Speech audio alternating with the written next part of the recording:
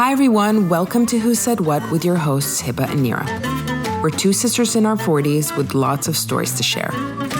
Having lived across Egypt, the US, Saudi, Kuwait, Dubai, and Europe, we share a unique mix of cultural insights and fresh perspectives. In each episode, we dive into the unfiltered sides of entrepreneurship, motherhood, relationships, and the crazy dynamics of family life. Well, actually, of our crazy family life. Ever wonder how cultures shape our ideas of success, love, and happiness? And why some topics are completely taboo in one country, yet casual conversation in another? Well, we're here to spill the tea, no sugarcoating, just real talk and a lot of laughs. Grab your coffee, settle in, and let's dive into another episode of Who Said What.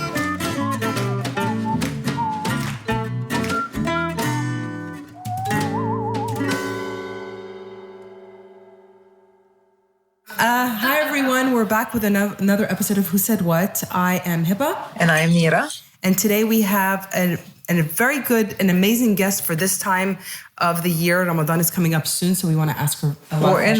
We're in Ramadan. Yes. Okay. And Fayrouz Eid is with us. She's a nutritionist and the founder of Wellbe. Co-founder of Wellbe. Co-founder of Wellbe.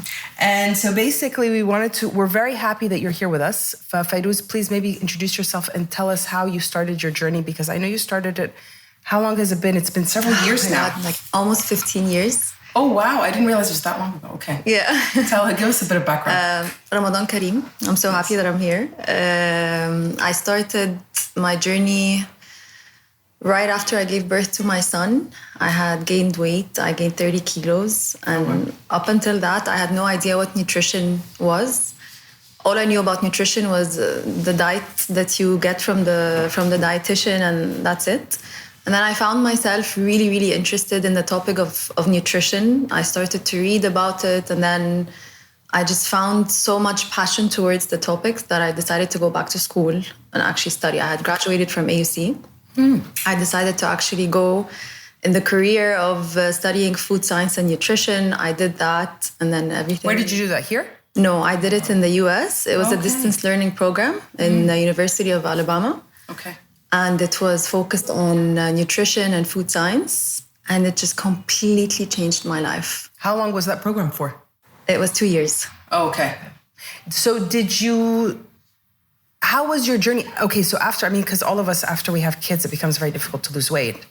Tell us, so you gained 30 kilos, and what did you do then? Did you start your journey right then after, or So I got pregnant at a very, very challenging time. It was during the revolution. So it was very stressful. I had no idea that I'm not supposed to be eating for two.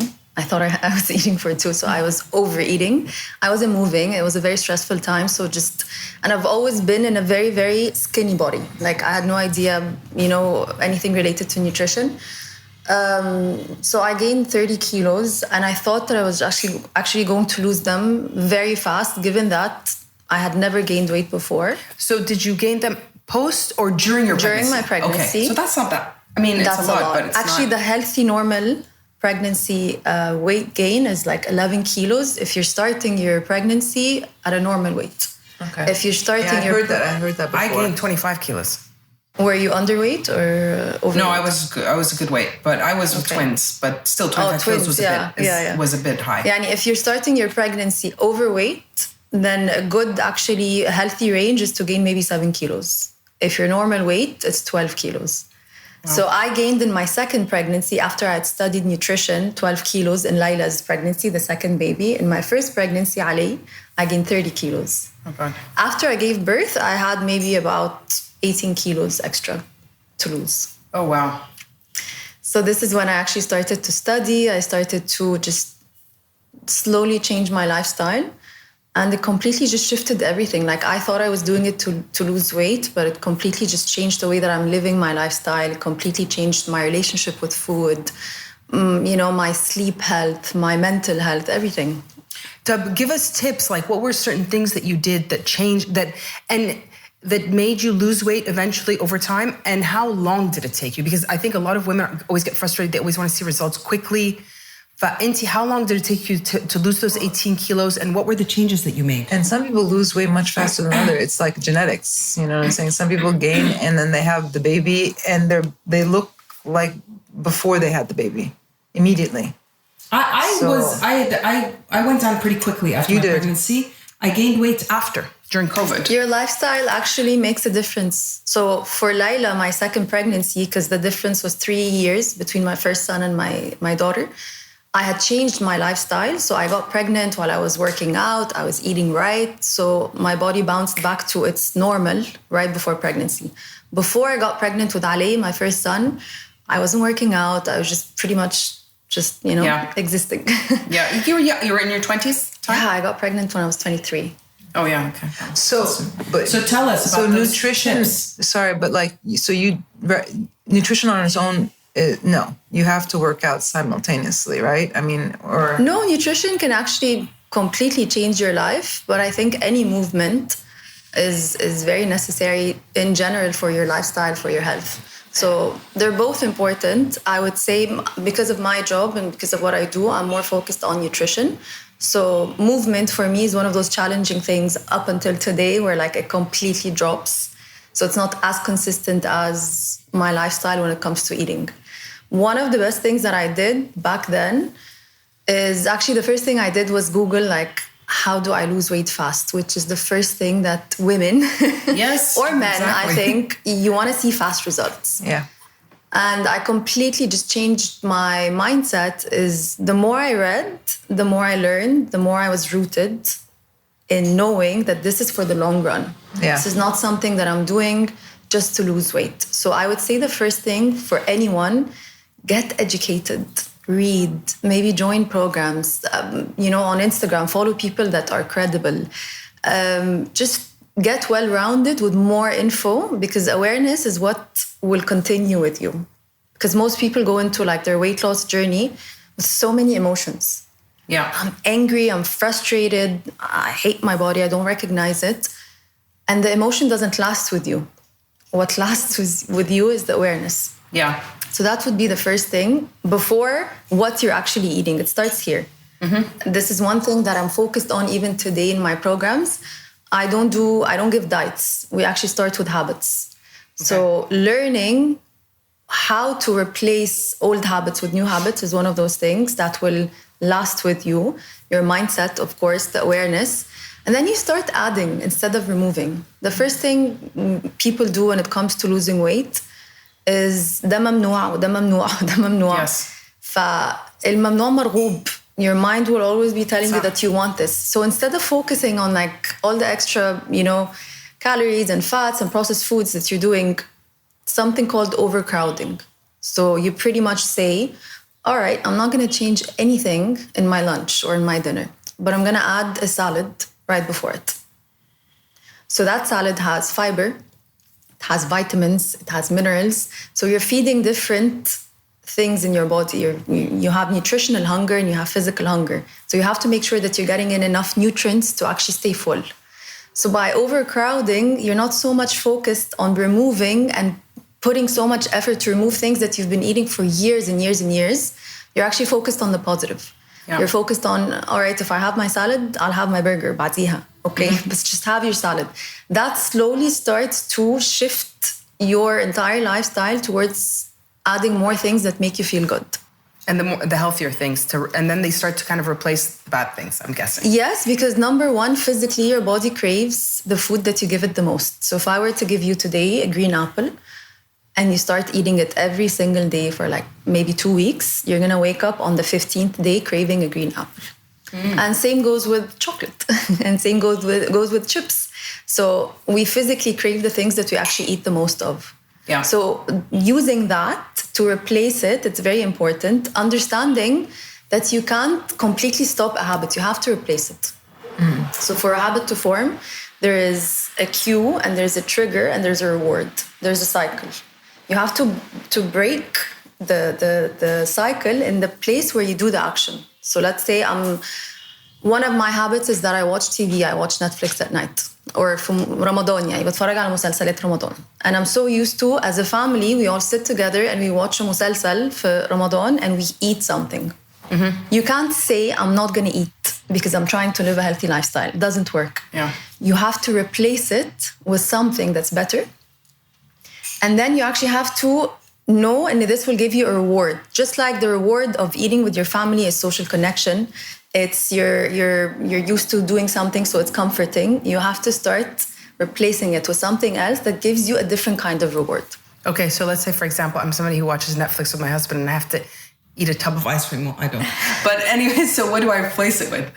So I don't obviously, feel like you want something sweet, Yeah. right? So we would go for something that you actually would enjoy. The more we have pleasure when we're eating food and the more we enjoy it, the more we'll be satisfied and the more we'll be full. So just completely changing the mindset of, I have to eat this because my doctor told me or my dietitian told me that I have to eat it. That's not sustainable. It's only sustainable if you enjoy it. Yeah. So even if I'm like, okay, I'll have a bowl of popcorn.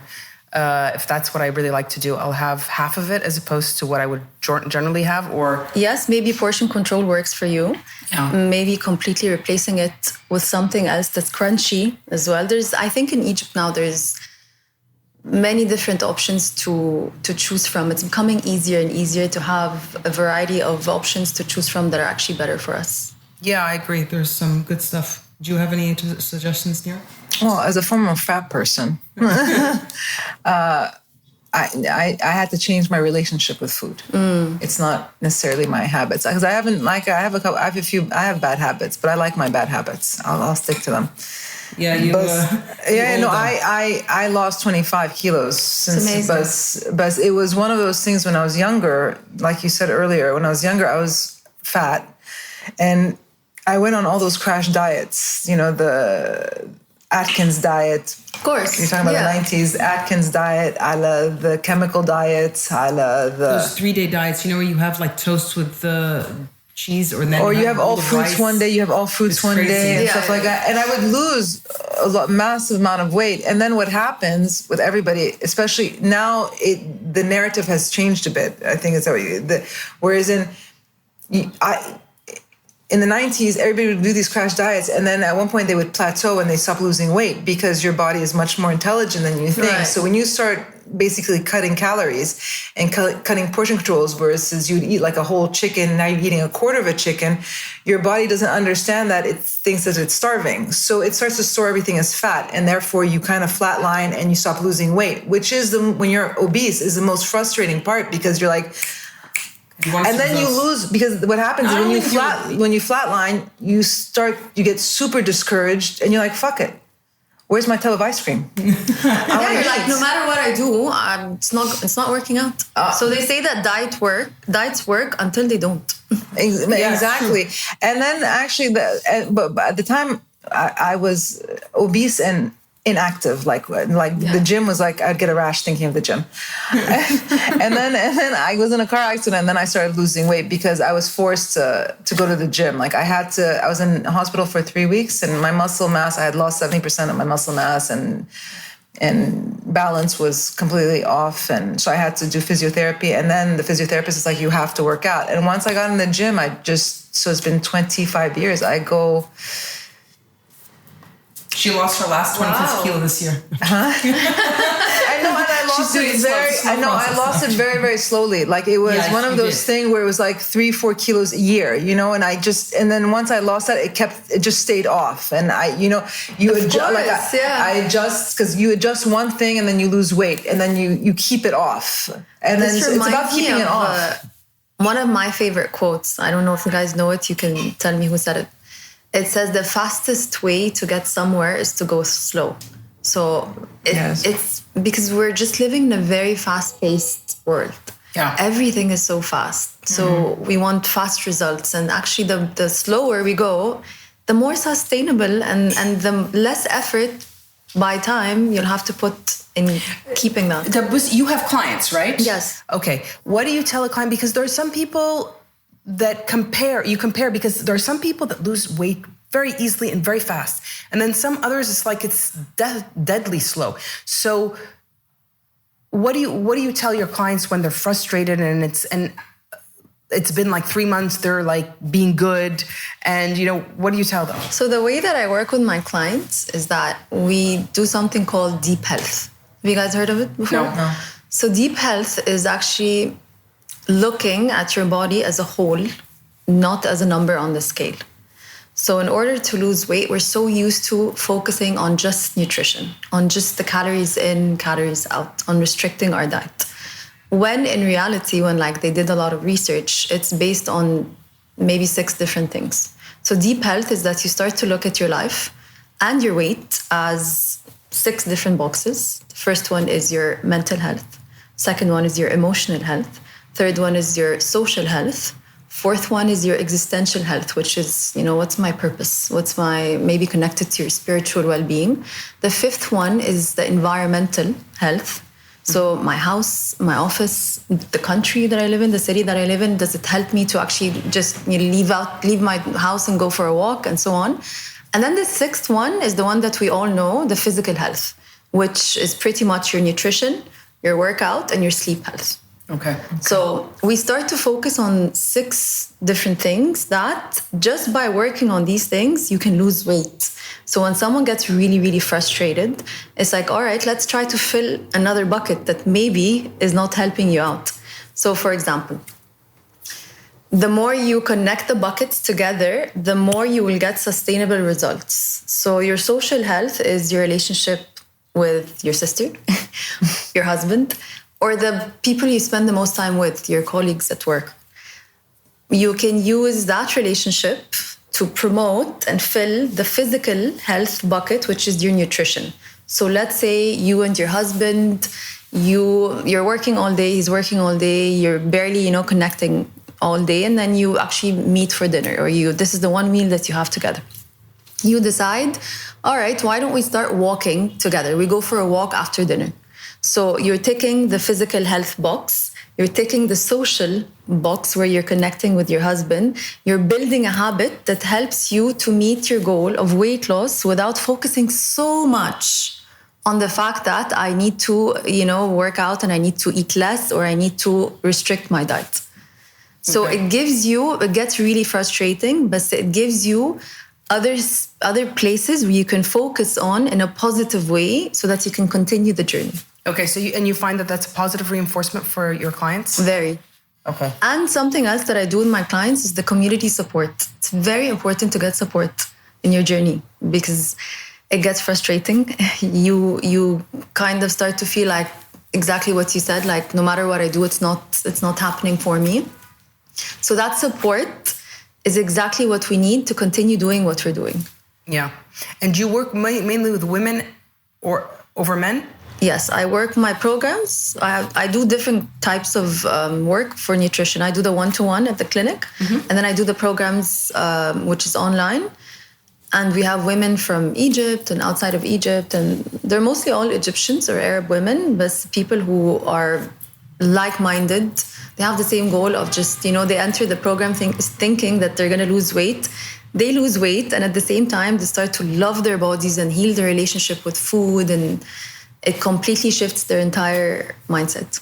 Okay, yeah, because I can imagine it's very unique. Working with women is very different than working with men, because working with women, I think, more than men, I'm not sure, but I think mostly women, we also have this thing where we're emotional eaters. I think most of us are. Men too, right? by the way. Men too. Really? Men are emotional eaters. They just don't know it.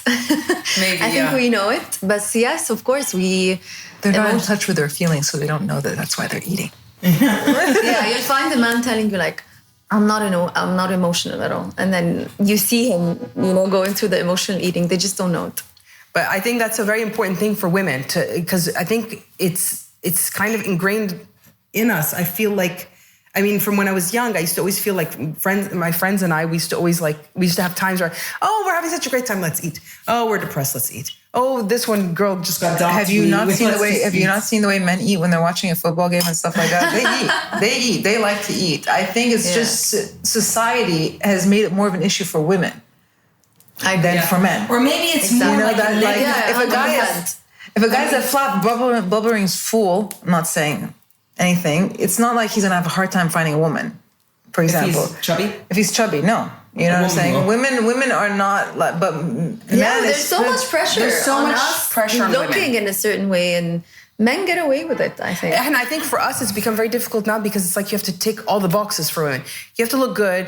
You have to be thin and fit. Smart. And you have to be It's smart. exhausting being a woman. Yeah, it's a lot of pressure. It really is.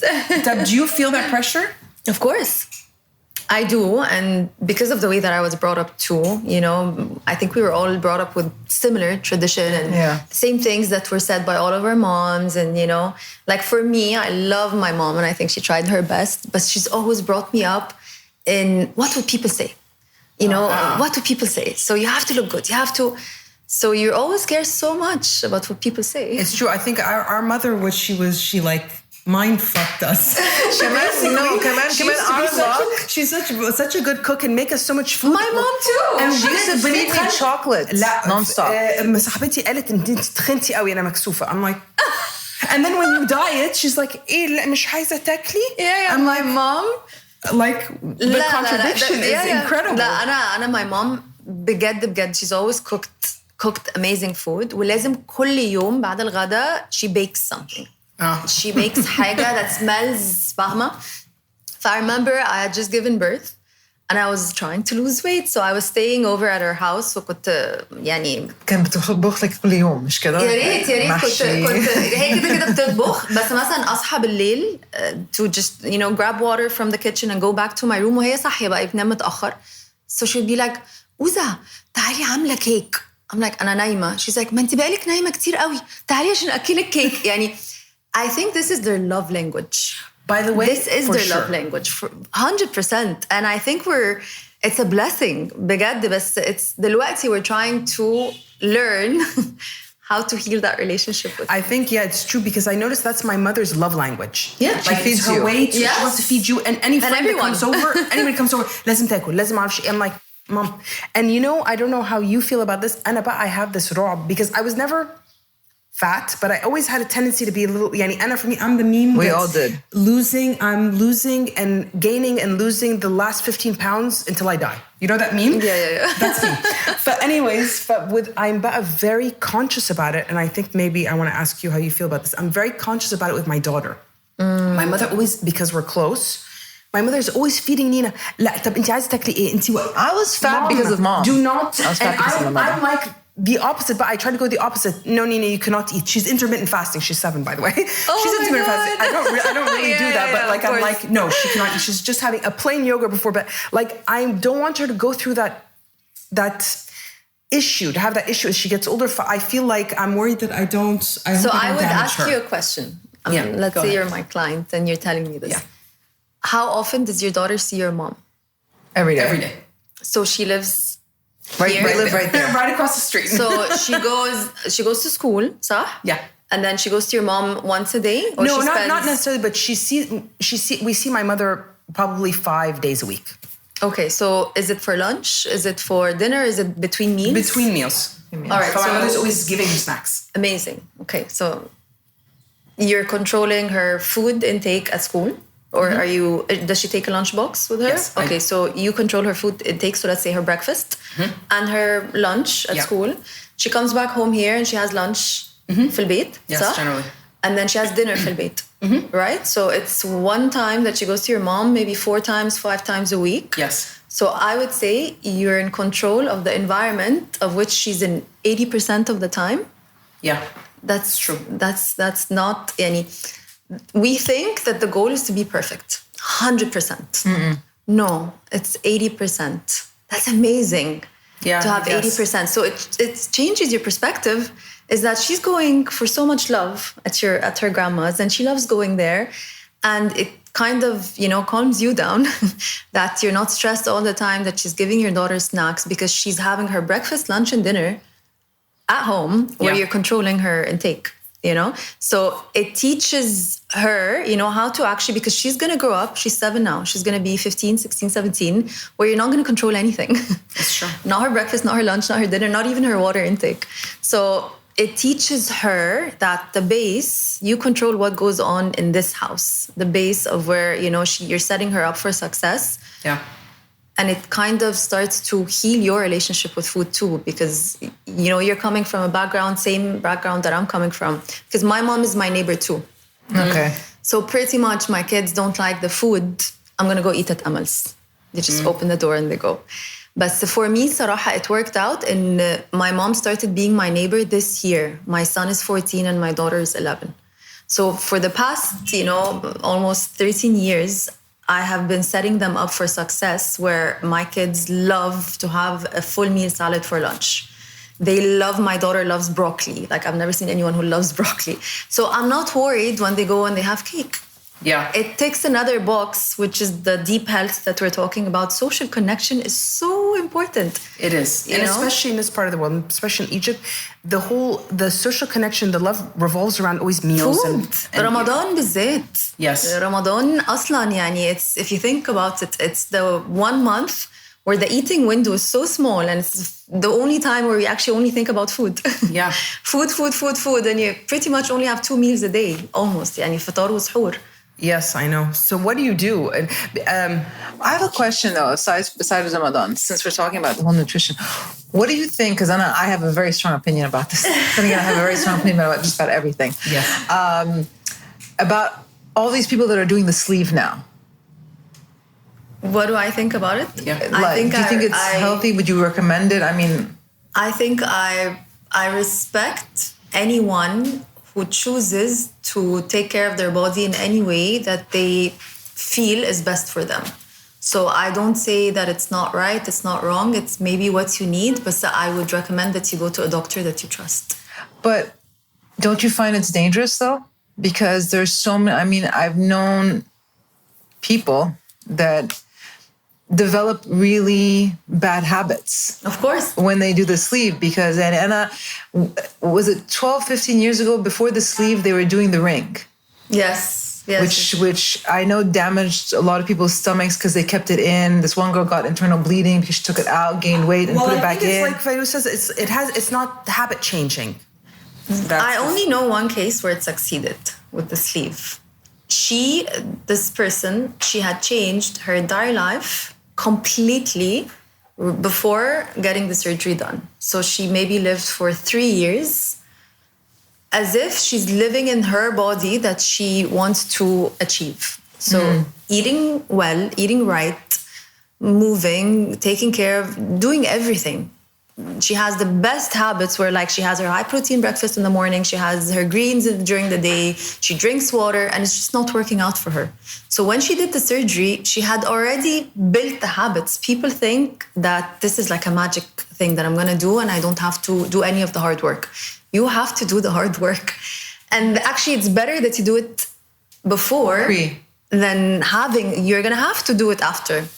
So this is why I say I respect anyone who actually puts in the work in terms of they do their research, because like you said, it can be very dangerous. So many people, they don't know the other side. You know, they flip the coin of these surgeries and these shots and these like the pills and all that stuff.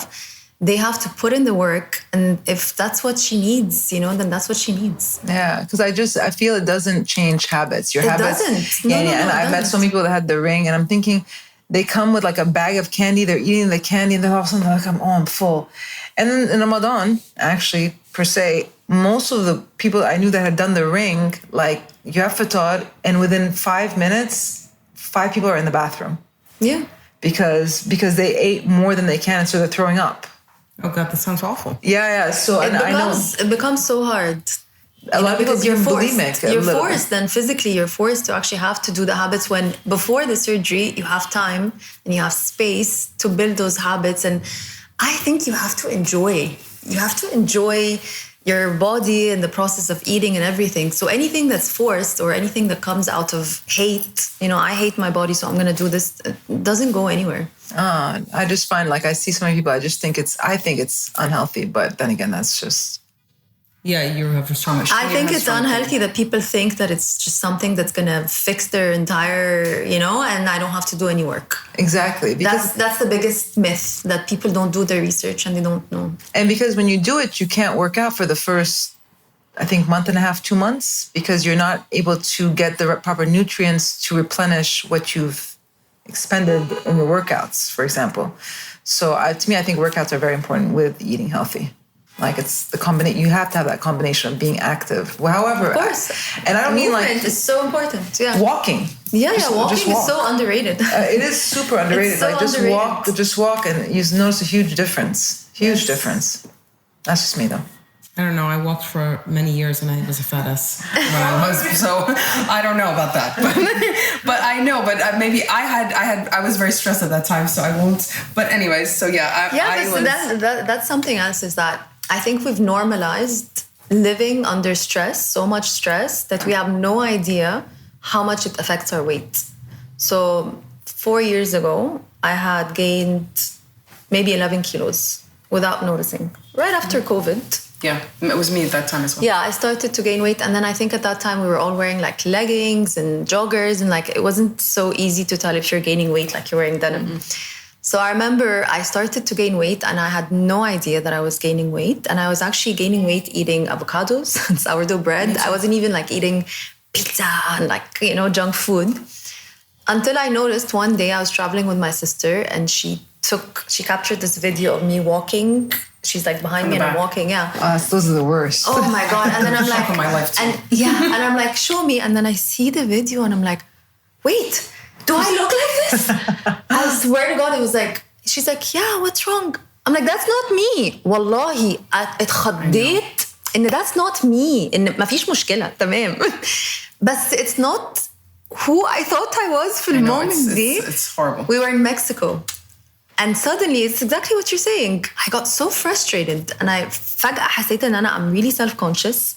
إن خلاص الصورة دي مش بتطلع من دماغي. Okay, so you're like me, Fayrouz. لا, completely. طبعا. يعني having the awareness حاجة and being a human being is حاجة تانية خالص. يعني So what did you do? رجعت. تمام. طبعا هناك I was really, really frustrated. ما اتبسطتش خالص. كانت سفرية بزفت. ruined. طبعا. واللي هو She took the video at the beginning? لا تاني يوم احنا كنا قاعدين 5 ايام مثلا كنا رايحين for like a wedding. خلاص. طبعا لا ما اتبسطتش. كانت اوحش سفريه سافرتها في حياتي and this shows you how much we're affected as women with our bodies, فرجعت and I'm like alright, so خلاص الخضة والemotions اللي هو what I'm telling you is that we usually take action based on emotions. I'm angry, I'm frustrated. هديت completely and I reminded myself that I have tools. I have knowledge, I learned a lot of things that start to open those boxes. But first, I actually went to a doctor. عشان احنا we have in our family, my older sister was, she had thyroid cancer. Okay. And my younger sister, she had a thyroid disease. So I just wanted to make sure that this is not related to anything physiological. So I'm like, all right, it runs in the family, so I'm going to go to the doctor just to find out that maybe I'm trying to like blame it. I did exactly the same thing. I did the thyroid test. أكيد أمسك.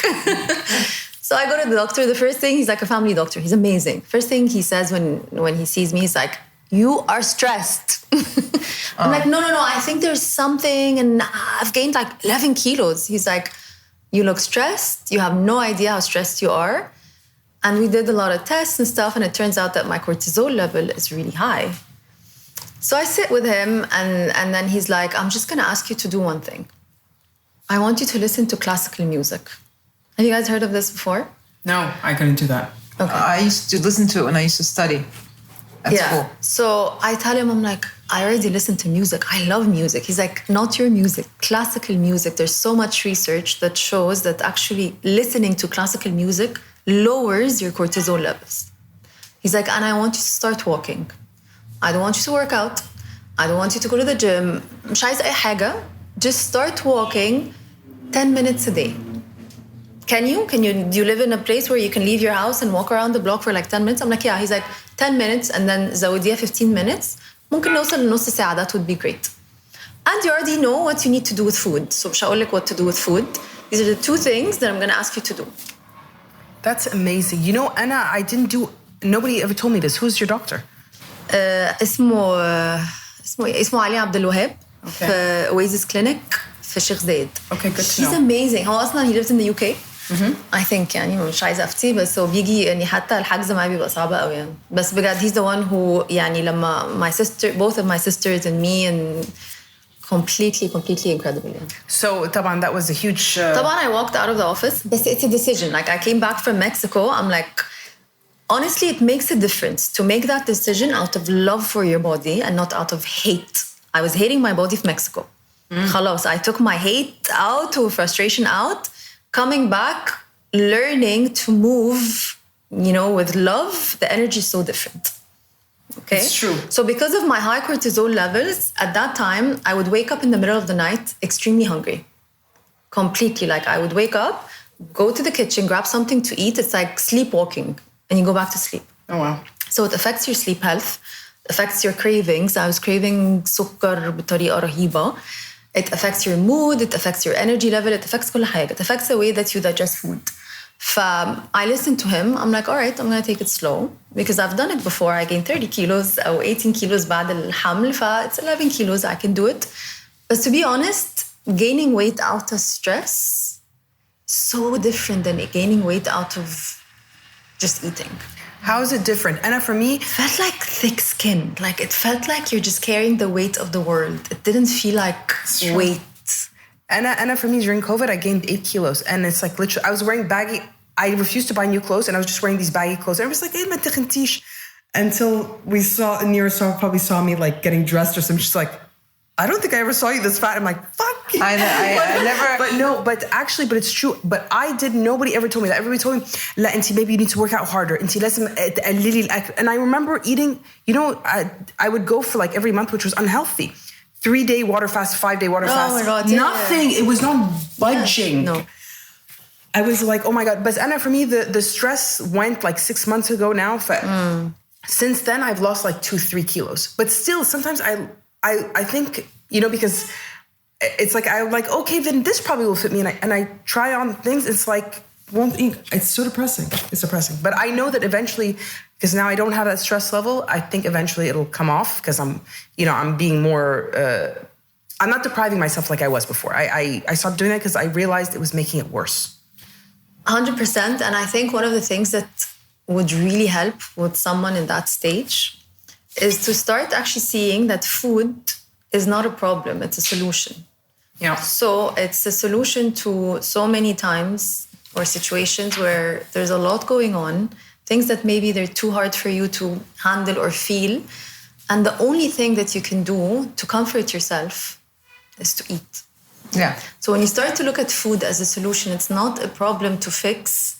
You start to, look at the relationship starts to slowly heal, because it's not something that I'm scared of. It's the one thing that makes me feel safe. If there's like a أسد بيجري وراي دلوقتي, do I have time to sit and eat? I don't. So sitting and eating is actually just telling my body, telling my entire being, you're safe. So knowing that in itself, it starts to slowly heal your relationship with food. You're not running away all the time. You're not scared. You're like, I'm here. Let's do it. Yeah. There's so many tools and there are so many things that you can do. Like throughout the program, what I love about the program that I have is that it's a journey. Women go in and we have like an 80% returning rate. That's why we're always sold out, because we only have like 20% when we post about it on social media. And for that reason, it's becoming a journey for like a collection of women. We have about like 200 women in one round. So it's becoming a journey where people actually start to see it as, it's all right, I'm gaining 2 kilos, I'm losing 3 kilos. It's a journey that continues. And we started in May, we're now in Feb, so... So you're creating a movement. Yes. Somewhat. It's a life, it's a whole life. Bussi, I want to ask you, I want to go back since we're in Ramadan. I want to ask you about because obviously in Egypt and in the Middle East generally, Ramadan is so focused on fitar, suhoor, and family. And I know that your mother is an amazing cook, right? So what is your suggestion for people? Like, how do they control that? How do they keep their weight at least, maybe not lose, but like, how do they keep it like under control during that month? It's difficult. Like, of course, you're tempted all the time. I know. I would say it starts with a decision. So what kind of Ramadan do you want to have? Do I want a Ramadan where I want to enjoy it and it's okay. I'm going to gain a little bit of weight and I'm going to take care of it بعد الشهر ده, then that's your decision and then خلاص, you're here. Or do I actually want to come out of it maintaining my weight? I want to try my best to get through it. It's a decision. And when I started the whole journey of like learning about nutrition and studying it, the first Ramadan that came right after, I had a sweet tooth. I'm a sweet tooth. Like I have a sweet tooth problem. Me too. Oh. Huge. Okay, up until now, it shows up. So I decided, I'm like, okay, for Ramadan, my goal is not weight loss. My goal is not anything al-fitor, خالص. My goal is that I want to replace البسبوسة والكنافة but something sweet, but it's better for me and more filling. So I was حاجة واحدة بس, because usually we go into Ramadan أنا عندي عايزة أخس. فبمسك so many things. It's so hard. It's really hard. Focus on one thing that you know is your weak point. Yeah. So for me, it's not the fried foods. It's not the فطار. يعني عادي, I can actually, ممكن زمان I would skip الفطار شوية. I would have just a little bit of food just so that I can eat the dessert. Yeah. So focus on one goal. Turn that goal into an action plan. So what do you eat instead of the basbousa? So I make desserts. So you make desserts that's like the base of it is dates. You can even have the dried fruits, which is really, really high in sugar, but it will برضو give your body nutrients to fill you up. So it's not just physical hunger, there's nutritional hunger. So it's important when you eat every meal that you have in Ramadan, because we don't eat, all day, is to feed your body's calories and nutrients. So you replace the sweet tooth of basbousa that's empty calories and pretty much just fat and sugar with حاجة that's a full meal that has fiber, that has magnesium, that has calcium, that has, yes, it has sugar, but it will fill you up. So you don't keep going back to الخروب and then the drink and then the dessert and so on. So I would say tackle one thing in Ramadan. What's your weak point that you can actually turn that goal into an action plan? So I want to lose weight. All right, what does that look like? Are you someone who drinks طول الوقت بتاع الفطار Ramadan drinks? So that's a lot of sugar. Yeah. So maybe try to replace it, get like sparkling water, one of my favorite things to do, because I love the kharoub and the karkadeh and all that stuff. It's really high in sugar. I get sparkling water and I get كوباية فيها ice, and you put a little bit of the drink, the Ramadan drink, and you put sparkling water. It's amazing. Oh my God, I never thought about that. That's actually a really good idea. See that? Like just switching that, you're like, I'm going to be part of the gathering. I'm going to be part of Ramadan, because we always think when I want to eat healthier, when I have a healthier goal, and I have to not be included in what's happening. لا, there are ways and there are so many options that I can do that. Another thing to control your cravings is that to break your fast with greens, fiber. So I'm not saying have a salad for fطور. Break your fast with a salad. And then have your protein and then have your carbs. That will really help you with the sugar cravings. Yes. So just knowing all these like things, it helps you to know that you can get through Ramadan.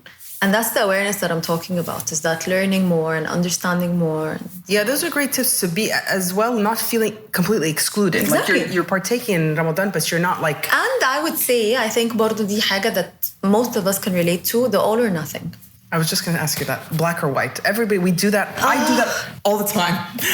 Yes, and it drives me crazy. We're so used to it. And Anna, I think this is the one thing that I see with all of my clients, whether she lives in the US or the UK or في مصر, it's the all or nothing approach. أنا يا همشي كويس قوي, it's very, very strict, يا هبوظ الدنيا بقى completely ومش هعمل حاجة. Yes. Knowing that you can have sweets, let's say I don't have time to make the dessert اللي أنا بقول لك عليها. I have to decide what's يعني أنا قدراتي إيه. I have to decide, is this something that I can do? لا, I can't do it. خلاص ماشي. I want to have a basbousa or a kunefa. طيب, I will break my fast with greens, protein, carbs. This will help me إن أنا لما أجي أوصل للبسبوسة مش هاكل كتير قوي منها. Okay. فاهمة؟ the all or nothing is that حتى if I actually one day في رمضان خلاص بقى I completely lose it, السحور I still have another meal. It's not tomorrow. It's right after it. I'm going to drink water. Yeah, it took me a while to I'm all about the gray. I was all or nothing when I was younger, and that's why now it's like, don't tell me the word diet. I don't like it. بالظبط. I start eating the moment I hear it. I literally eat everything and anything I want to eat. Exactly. All the time. Yeah, I think أنا كده. Thank you. And for me, the worst thing was when, like, and I think a lot of people have that, is that when they fall off the bandwagon. You're doing well. You always say that, I've been doing so well. And then you like fall off the bandwagon and then you're like, fuck. And it makes you feel so guilty. And then after like 2 days into it, you're like, maybe next week. I don't do that anymore. I used to do that. You have those like nightmares that you Often. just like ate a whole chocolate cake. You You're just like, I used to have those when I used to go on those crash diets. I'm like, I woke up eating a chocolate. I was like, I want this chocolate cake, and the chocolate cake in my dream is always so good. And I'm not a chocolate cake person, also too, by the way. But you know what I'm saying? Like, and in the dream, you're just like, why am I eating this chocolate cake? I'm supposed to be healthy. I'm like, but I don't. I think the moment we actually understand that this is part of a healthy lifestyle is the moment that we start to let it go شوي. Like having that chocolate cake, I do that all the time. But I find myself, instead of doing it every day زمان, maybe I crave it once a week. Or maybe sometimes I'm not sleeping well, because when you're not sleeping well, it affects your hormones. Your hunger hormone الهرمون الشبع والجوع. فبتلاقي نفسك you're craving sugar.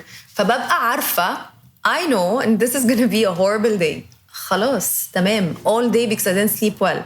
بصحى تاني يوم عادي جدا. ممكن يبقى one meal out of the day بمسك الشوكولات كيك just understanding it's not black or white. There are so many colors في النص. It's not great. It's colors. Vibrant colors. And everybody's different. It's like intermittent fasting. Works for some people. Oh my God! I was just going to ask you about that. There you go, girlfriend. What do you think of intermittent fasting? Do you do intermittent fasting? I don't think it's for everyone. I think it's great for the people who actually can do it. But Ramadan puts you already in a space where it's almost, if you do it right, it's like intermittent fasting. Because you're fasting at least 13 hours maybe, and depending on the country that you're in. It puts you in that setup already. It puts you in a structure. It puts you in a routine. So I think Ramadan is the best time of the year to replace habits and to start new habits. Okay. Because already for someone like me, I'm very chaotic. I'm not organized. I'm someone who used to always crave sugar. I hate dieting. I actually don't like to diet خالص. I don't like anyone telling me that I can't eat something. I'll go eat it just because they told me not to eat it.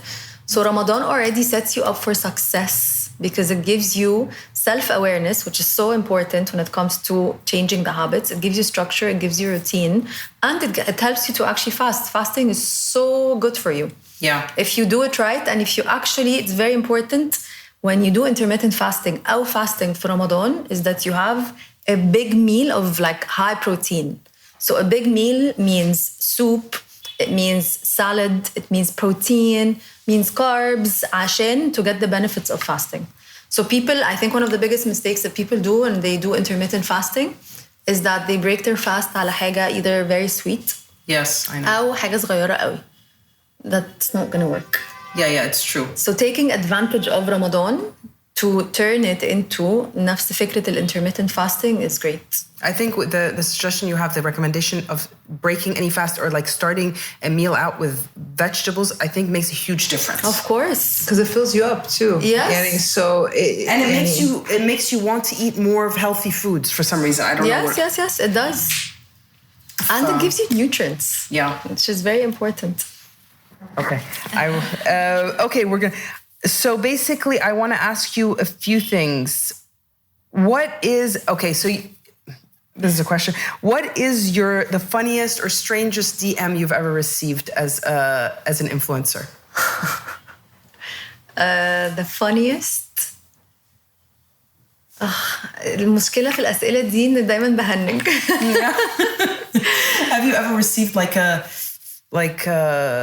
I don't know, like something completely unexpected? I don't know. ده أكيد بس بحاول أفتكر أنهي واحدة يعني. I think sometimes عشان my life is very like open, it gives that sense that people know me really well, so they ask like really personal questions that I completely like I can't even answer it. So بتبقى الأسئلة يمكن بتخض شوية in how are you asking this question? Like, why are you asking? But then I go back and I'm like, well, because you're just sharing so much of your life. So مش فاكرة قوي what's the funniest بس يمكن ال personal questions for me بيخضوني شوية. Oh, so is that... It's true because a lot of people do think, yani, because you're a social media influencer, people assume that they can just ask you anything. Do you get anything? Does anything really bother you about being a social media influencer? صراحة أنا my relationship with social media has changed so much over the years. I started before, at least هنا في مصر, قبل ما يبقى في فكرة الانفluencers. I started as I really was a content creator and I was just trying to talk about nutrition and I turned into an influencer. عارفة الميم بتاع اللي جابني هنا؟ I used to share so much of my personal life on social media, and then 4 years ago, بعد COVID, I decided إن لأ, that's not right, and it doesn't feel good to be so exposed. إن لما بروح أي حتة بحس اللي هو الناس عارفة شكل الليفينج روم بتاعتي وعارفة حمامي وعارفة بيتي فجأة حسيت إن أنا I'm really really exposed. فبقيت I'm very smart in the way that I do it. It really does show that I'm sharing so much, but no one knows anything about my life anymore. Yeah. يعني if I'm traveling مثلا عادي I can post about it بعد شهر for a reason that has nothing to do with the fact that I was on this trip. If I'm out having dinner ممكن I post about it بكرة. مثلا I posted a video of Layla last night on my stories about the way that we play this game. She loves to act, so we play this game. If she were to eat something, how would her body respond? Her eyes, her skin, her heart, her immune system, she starts to act like it. This is a video that we did 2 months ago. And I just decided to post it last night for a reason that has to do with a video that I'm doing coming up, فاهمة? So I think my relationship has changed. I've grown. صراحة I started in my 20s برضو really early on. And social media has changed so much since I started. So يعني لا يعني في حاجات كتيرة يمكن أنا عملتها ممكن تبقى بالنسبة لي دلوقتي it's cringe. Like my daughter would say, it's like, Mommy, that's so cringe. But it's fine. I think it was part of my growth. أنا نسيت سألتي إيه أصلاً أنا بحكي لك بس yes يعني. Okay, speaking of your personal life, I'll ask you one last question. We'll wrap it up. How is didn't you just get married recently? Yes. Okay, well, first of all. And now tell us, so how is it like second time round? I've been there second time round. I'm just asking you what you think. Does he have kids as well from another? Of course. Okay. And I think I learned this the hard way, is that if you're gonna get married with kids, it's best to get married to someone who has kids. For sure. Because then, for him and for you, because then you both understand what being a parent means and what that entails. Because you're not just a woman, you're a mom too. Yeah. So that is it's so important to get married the second time with kids, is that, and a good dad too, not just someone who has kids, a father who is part of his kids' lives. And so that to me is so important. He's not on social media خالص. Like he's someone who works in construction and he's like حاجات بقى لي علاقة فاهمة construction وكده. But we're actually partners now for LB. Okay, nice. Yes, he has this business mindset, and this is something that I've come to terms with myself. I thought I was an entrepreneur in like a business mindset. I'm a very, very emotional person. I'm like the core of the business when it comes to the wellness and how we want to move forward.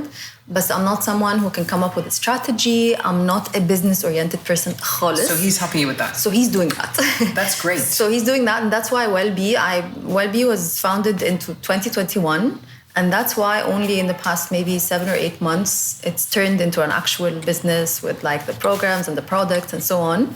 So he's an amazing businessman, but behind the scenes, he doesn't like being on social media خالص. يعني every now and then I'll just post something كده.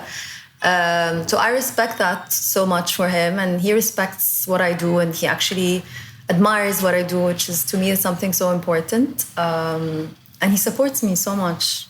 That's great. That's awesome. Yeah. But that sounds like a good partnership in marriage. Partnership, exactly. Yeah, definitely. Okay. But anyways, we wanted to thank you so much for being on, and we thank you for coming. loved your advice. Is gold and great, and we will link all of Fayrouz's basically information and her consulting and her program. All of that we're going to put it in the notes. So yes, follow Fayrouz. Yeah. Thank you. Thank you so much for coming. Bye.